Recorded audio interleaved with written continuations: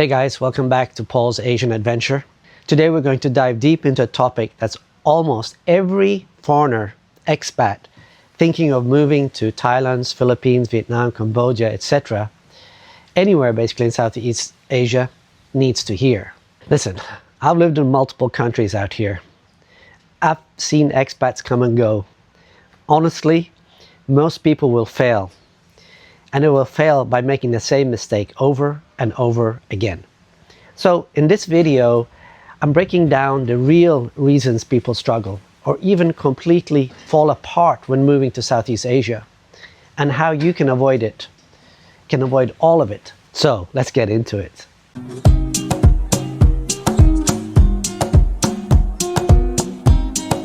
The first is unrealistic expectations. The number one mistake people make when moving to Southeast Asia is coming with a fantasy expectation. They watch a few videos online maybe, they see a TikTok online, some guy riding a ADV 160 or a Ninja 650, drinking a coconut water on the beaches, going through the rice fields, and suddenly they think life out here is one giant holiday. Let me be honest, Southeast Asia can absolutely give you an amazing lifestyle, but it's not a movie, it's not a postcard, it's real life with real challenges. Here's what I mean. Things move slower here, especially in the Philippines. Typically, there I just plan to do one major thing per day. Otherwise, it can lead to frustration, especially if you have something to do with the government, bureaucracy, etc. On that topic, anything to do with bureaucracy can be very frustrating and confusing. Remember that one. Other things to remember. Service quality is different and for the most part, subpar compared to what you're used to in the West. Communication styles are typically very indirect. And of course, there's the heat. So yes, you will sweat and you will sweat a lot. And especially if you have a bit of extra fat. Remember, fat is an insulator. It's like wearing a jacket in the heat. So just be aware of that. So many people show up expecting Western organization and Western efficiency. They expect everything to be fast, clear, structured. And when it's not, they get frustrated, impatient. If you try to force Southeast Asia to act like your home country, you will lose, and you will lose every time. The people who thrive here are the ones who arrive with an open mind, a kind of acceptance mindset. And I made a video about that, so I'll put a link to it. They are ready to adapt, learn, and go with the flow, like water. The second part of it is people not respecting the local culture. That's point number 2. So I'd ask you to do something. To make this video takes time and effort. And if you've enjoyed this video, please subscribe and like it and make a comment if you can. And if you share this video, you have a thumbs up from me. Thank you so much. Now on to the video. So another huge mistake is not understanding or not respecting the local culture. In Southeast Asia, culture is everything. And saving face is a very, very big deal over here. If you complain loudly, argue aggressively, or try to correct people publicly, you're not seen as someone who's assertive, someone who stands up for themselves. You're basically seen as rude. You're seen as a problem. People here simply agree with you and then ignore everything you have said. Or even worse, if the disrespect is too big, they can plan for revenge. So here's what most people don't realize. Southeast Asian culture is about avoiding conflict, politeness and harmony. That comes first. This is a non-confrontational society. If you have something to say to someone, you say it in private without embarrassing him in front of other people.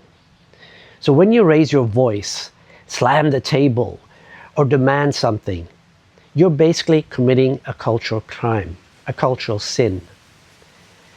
I've watched so many expats get frustrated at banks, immigration offices, restaurants. I've seen them raise their voices, wave their hands in anger, and every single time, I'm telling you, every single time they lose.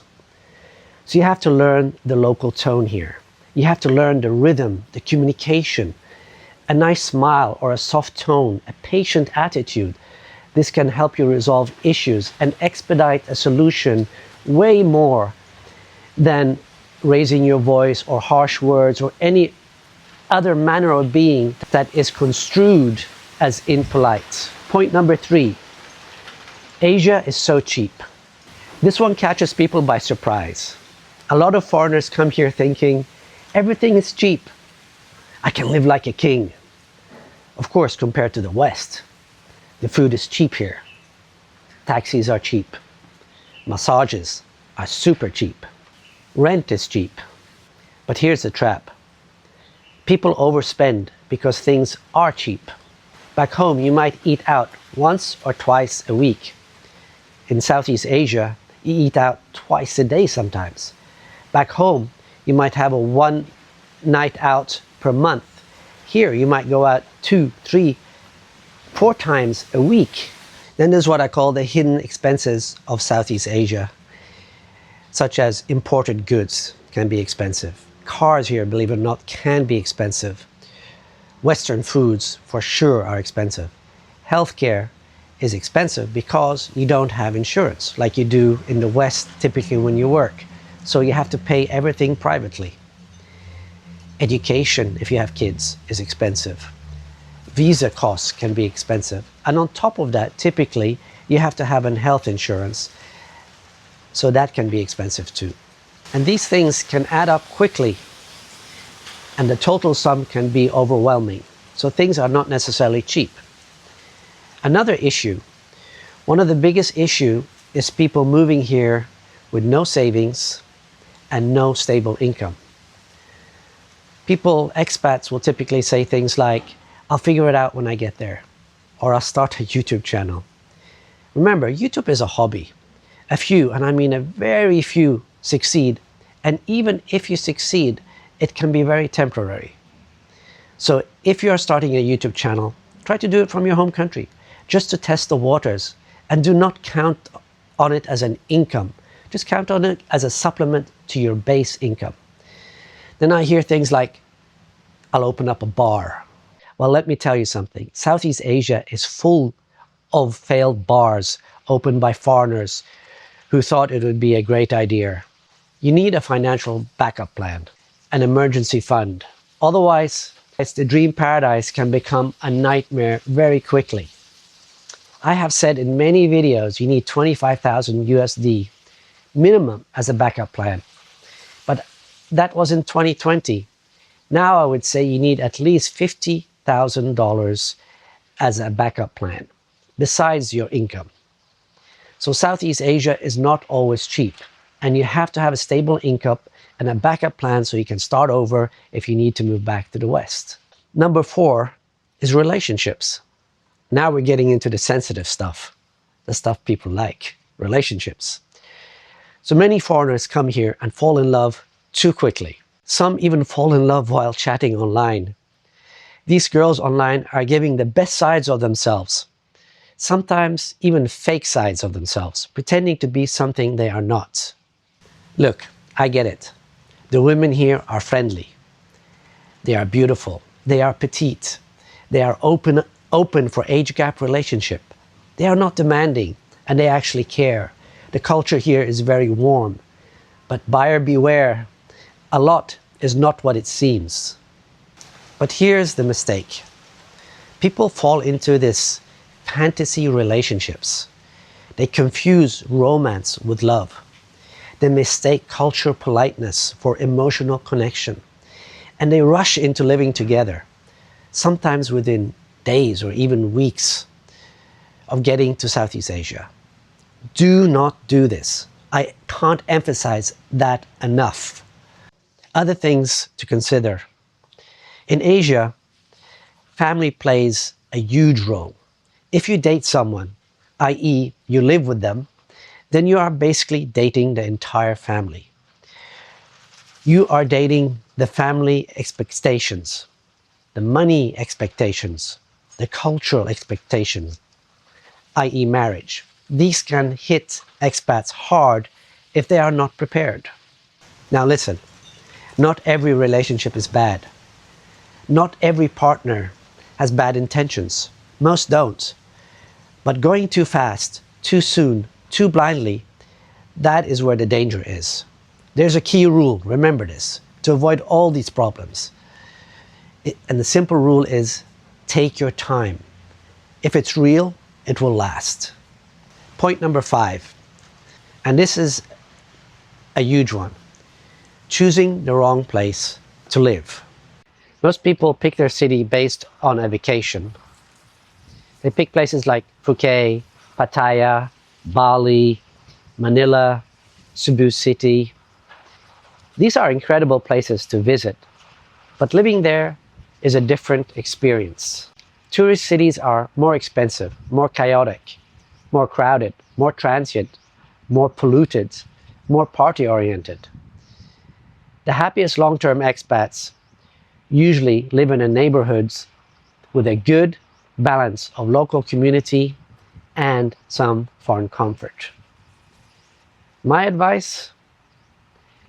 Stay in different places for a month or two. Test everything.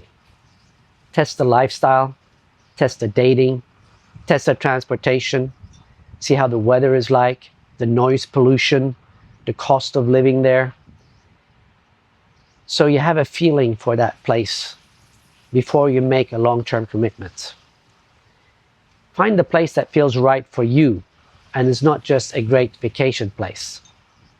Point number 6 is not learning the language. Listen, you don't need to be fluent. You don't need a full vocabulary. But learning simple phrases in Thai, Filipino, Vietnamese, whichever country you're in, is incredibly powerful. It shows respect, it builds trust, it opens doors, and it actually saves you money. When locals see you trying, even just trying a bit, they treat you differently.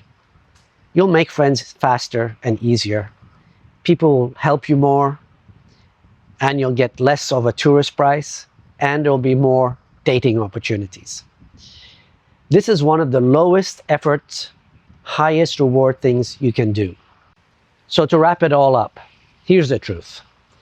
Southeast Asia is one of the best regions in the world to live, and I've been to many places. It's affordable, you can get a meaningful life, there's great dating, great food, etc. But only if you come with the right mindset, the mindset of acceptance. You have to be flexible, you have to be respectful, and you have to have your finances in order before you get here. And of course, when you are here, take your relationship slowly, pick the right location, and learn the basics of the language. If you do these things in Southeast Asia, you will be rewarded with a lot of opportunities and experiences you can't find anywhere else in the world. So, thank you for watching Paul's Asian Adventure. Hit the like button, subscribe, and share if you can. And I'll see you in the next video.